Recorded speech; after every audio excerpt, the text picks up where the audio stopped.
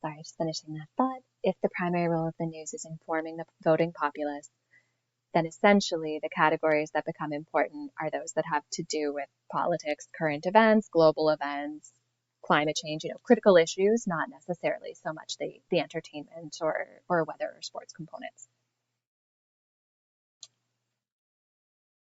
So getting into the work of Benedict Anderson and how he thought about newspaper and creation of the concept of nation and nationalism helps to know a little bit about him. So Benedict Anderson was an American political scientist, but he was actually born in China and schooled in the UK. And although he later worked out of the USA, he was very passionate about Asian studies. That was probably the area of the world that he spent most of his time reflecting upon. He did go to school in the UK, as I mentioned. He went to Cambridge on a scholarship, and he really reflected on the ways that the scholarship boys lived differently, were treated differently, were marked as different. And so that's just interesting to keep in mind when you consider his education, his lived experience, and his perspectives. So when he's doing this work on imagined communities, he was particularly inspired by the conflicts that were taking place in some communist countries, Vietnam, Cambodia, and China in particular. And he talked about how they had determined themselves as nations, they had developed a sense of nationhood. And so although they actually had shared ideology, they were all three Marxist countries, communist countries, they ended up, instead of being aligned with one another, actually being at war with one another because their identities as nations that had historic political conflict, different ethnic identities, those actually superseded their identities as communists. So a couple of things that came up when we were just trying to get a sense of how people understand the term nationalism.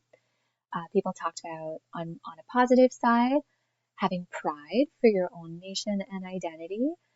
And on the less positive side, on the negative side, believing that you are better than anybody else. So there is a sense of nationalism being not just an identity as a citizen of a particular nation, but also a sense of one's nation as being more important or superior than others. And that connotation has become particularly dominant in more recent discourse, particularly in U.S. politics. So you may hear nationalism framed in that way more often. So from imagined communities, when we talk about the concept of nation, we want to understand a few key ingredients. So firstly, permanence. The idea is that we know each other exists. I am not the only Canadian. I am aware of the other Canadians. To quote Anderson here, an American will never meet or even know the names of more than a handful of the 240 million odd fellow Americans, but has complete confidence in their steady, anonymous, simultaneous activity. So as a character, a member of a nation, I know that my nation continues to exist, whether I'm thinking about it or talking about it or not, and that the other members of this nation continue to exist alongside me, whether I know them or not. And so he talks about experiencing the newspaper and that the date at the top of the newspaper is this important emblem. It gives us this essential connection that on this day and this time, we are moving through history together. And so he gives an example that, let's say Mali was in the news in the New York Times. They had been reporting famine for months on end. Then readers go through a period of time where they don't hear anything about Mali. They don't suddenly think that that nation has disappeared or that famine has wiped out all of its citizens. It doesn't cease to exist. It remains permanent. The novelistic format of the newspaper assures them that somewhere out there, the quote-unquote character of Mali, the nation, moves along quietly, awaiting its next reappearance in the plot.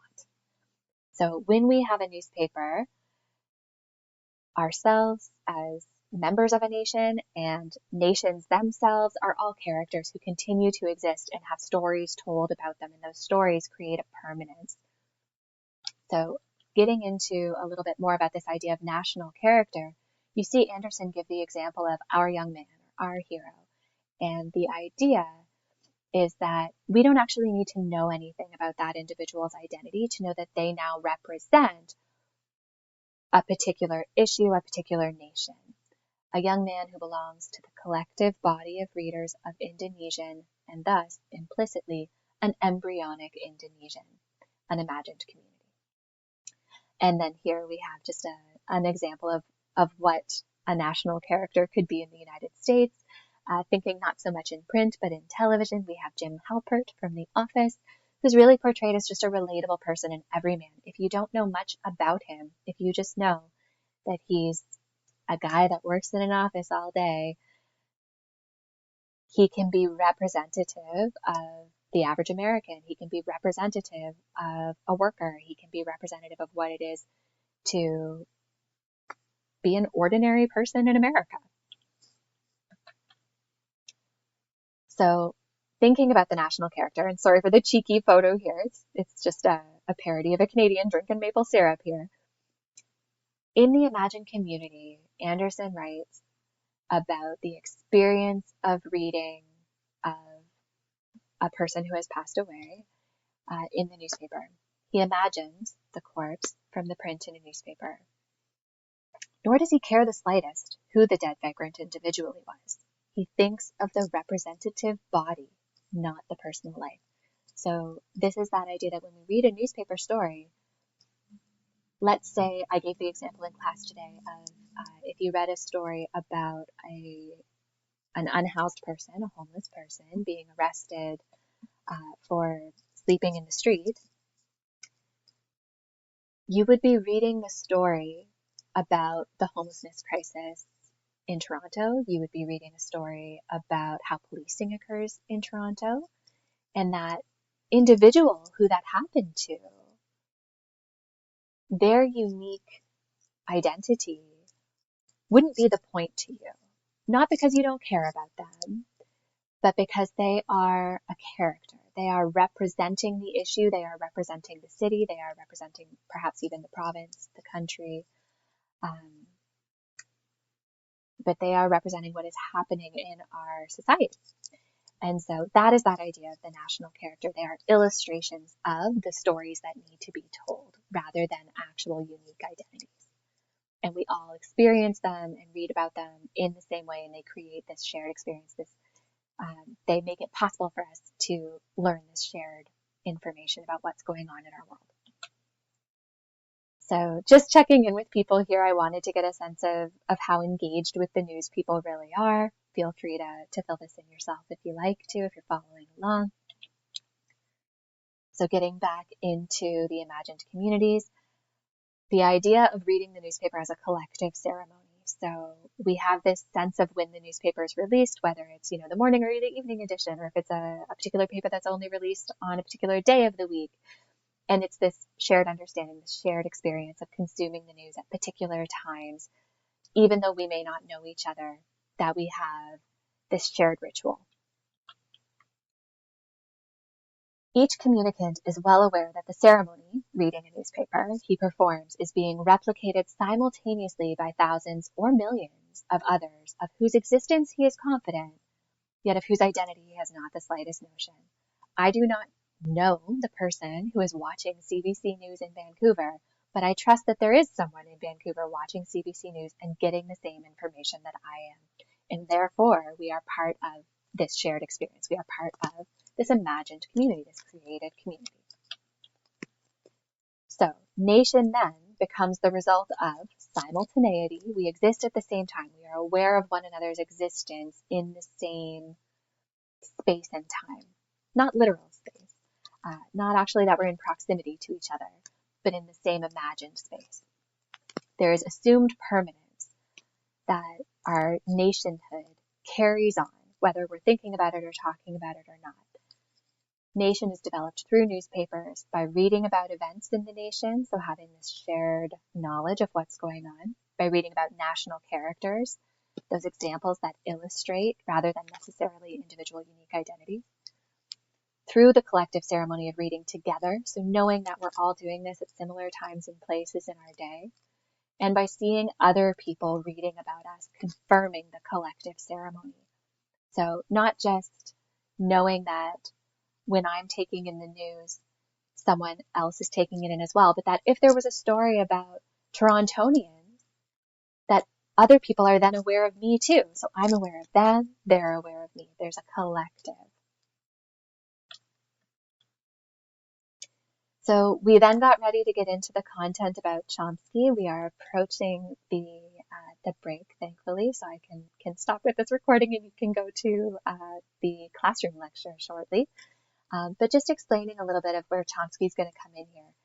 We looked at excerpts of him being interviewed about the propaganda model, which is a section of his larger work called Manufacturing Consent. And in a propaganda model, he really critiques mass media.